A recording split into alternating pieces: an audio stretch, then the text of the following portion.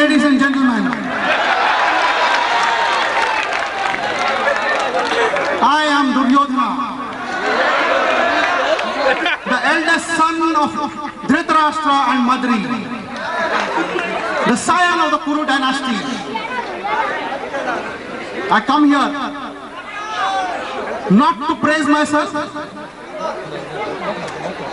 not to give any excuses. I come here to tell you stories which you have never heard. Stories which are not known even to the writers of the Mahabharata. So let us begin by talking about my right to the throne. As you all know, the primogeniture, and I was the eldest son of Dhritarashtra, and who could deny me the right to the throne? Being the firstborn, the throne was always mine. So where was the question of the Pandavas asking for a part of the kingdom? But they would not accept the simple fact. And they chose to declare war. What choice did I have but to fight to defend my throne? And then there was the farce of a peace mission. The farce of a peace mission when they sent an ambassador for peace. Have you ever known an ambassador of peace insulting the king whom he comes to meet? That was what Vasudeva Krishna, the ambassador who was sent to meet me, did at my court. How could I tolerate it? It was war they wanted and war they got. And the battle raged for 18 days. Rivers of blood flowed on the fields of Kurukshetra. Mother Earth had not seen a more bitter and a more fiercer battle. And I, Duryodhana, whose very name meant the one who cannot be defeated, Duryodhana, the one who could not be defeated, was defeated on the battlefields of Kurukshetra. And I was painted as the villain of the peace, as the villain of Mahabharata. But alas, history has always been written by the victors. The losers do not get to write any page in the pages of history.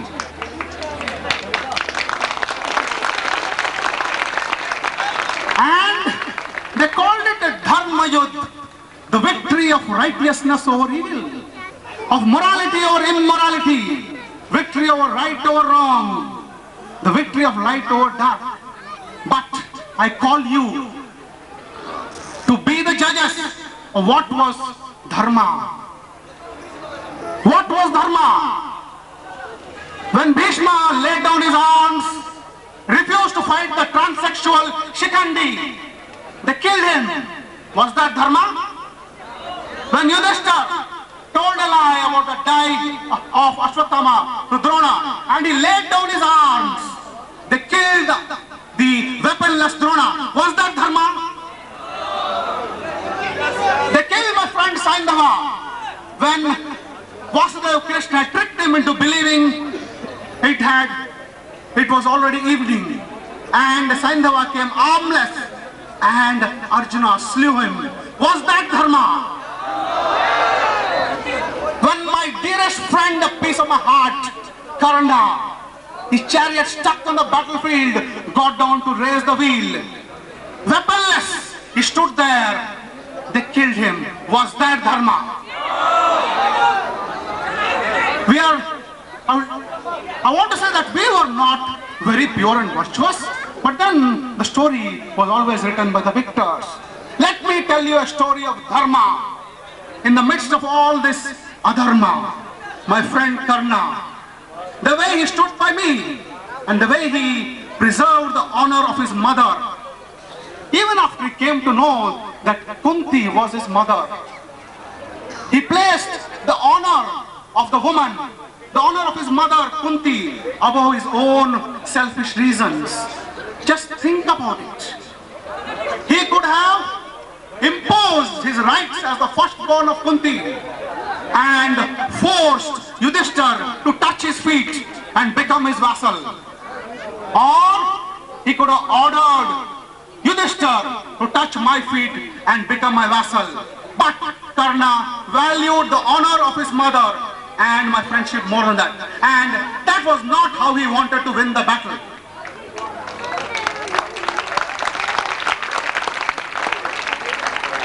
"18 days of bloodshed. I lost my brothers, my friends, my near ones and dear ones. I looked around at the wasteland of dead bodies. I had no further interest in ruling or fighting. I retired to meditate in the depths of a wonderful lake. But how could I convince the wily, deceitful, trickful Vasudeva Krishna that I was not interested in fighting or ruling anymore? Like all good politicians, he believed that no remnant of the enemy should be kept alive. Shatru Sesha should not be kept alive. So they came and challenged me to a duel with Bhima. What a one-sided duel it was. I would have definitely killed Bhima that day. But you see, Bhima was stronger than me, but he never had what you call the killer spirit. He had spent his life like a follower, following the orders of his brother Yudhishthira. And I had been meditating in the lake for the last 2 days. My senses were sharpened to the point of an arrow. My mace felt like a part of my arm. I felt my Guru Balram guiding every move of mine as I moved my mace. To me, it looked like I could foresee every move of Bhima. He was ridiculous. It seemed as if he was moving in some kind of drunken, slow motion. I played with him like a cat playing with a mouse before killing it. I could see the fear of death in his eyes. As he was getting tired, his arms moved slower, and he looked in desperation to his brothers and Vasudeva Krishna for advice. And that was when he hit me. He made the treacherous blow. He acted like a coward and hit me below the thighs. Hit me below the thighs. And even till date, you know that in man-to-man combat, that is not dharma. That is not how warriors fight.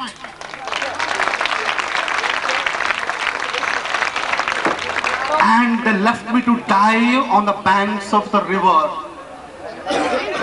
It was a long day. I lost a lot of blood. I was feeling weak.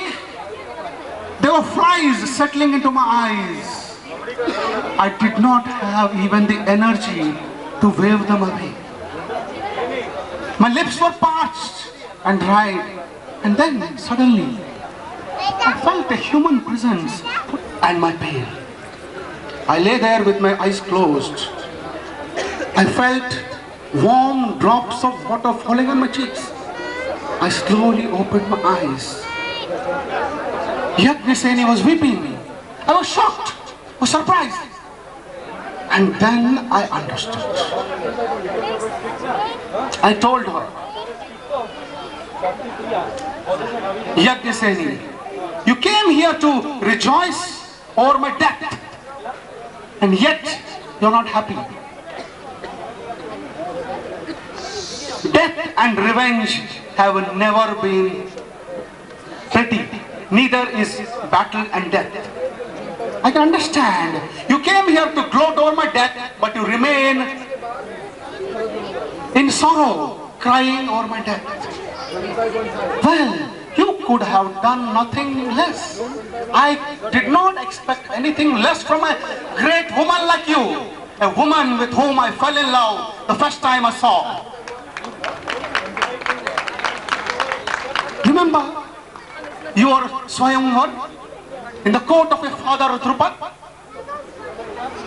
Your father had set a very unfair contest, biased totally towards people like Arjun who could use the bow and the arrow.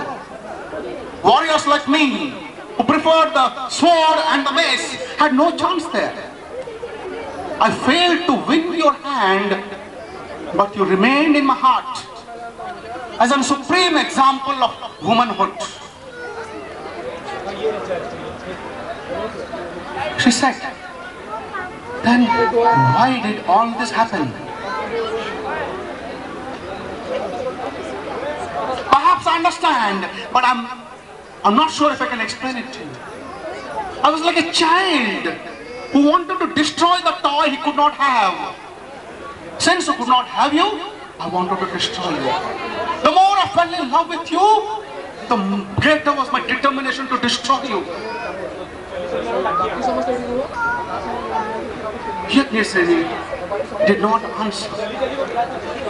She sat down, placed my head gently in her lap.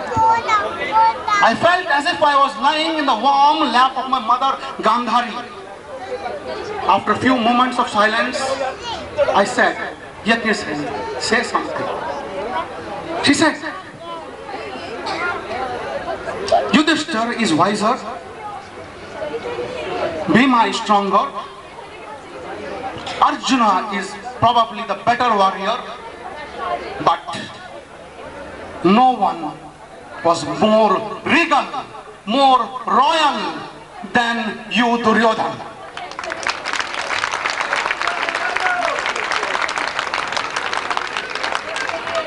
Perhaps it was the admiration, the love, the passion that I felt for you inside my heart, which the guilt of that passion converted into hatred. The more I thought about you, the more I wanted to destroy you.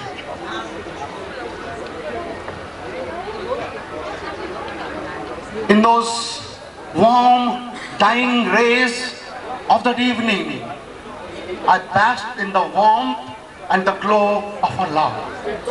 For those few peaceful moments, Yajnaseni was my mother, my daughter, my sister, my lover, the complete woman, womanhood personified. Yajnaseni, may you and your husbands be blessed with a long life. In those dying hours of the day, in those last moments of my life, I was at total peace with myself. In those last moments, I welcomed death with peace and love in my heart.